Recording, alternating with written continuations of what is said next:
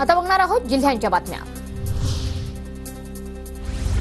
जायकवाडी धरणातील पाणी पातळी 62.92%वर। नाशिक विभागातील पावसानं पाण्याचं वेगाने आवक सुरू।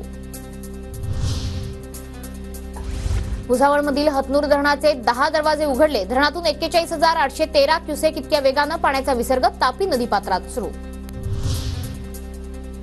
नंदुरबार जिल्ह्यात झालेल्या अतिवृष्टीमुळे नदी नाले प्रवाहित। झारीपाडा ते झामट्यावड असलेल्या छोट्या पुलावरून पाणी जात आहे।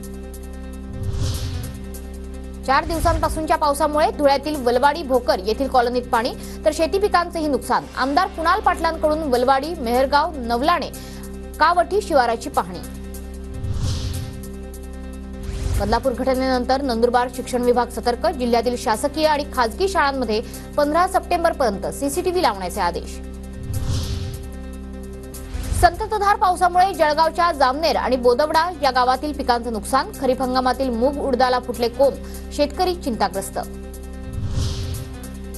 मालवणमधील घटनेची चौकशी करून दोषींवर कारवाई करा। धुळ्यात मराठा बांधव आक्रमक। सरकार विरोधात जोरदार घोषणाबाजी।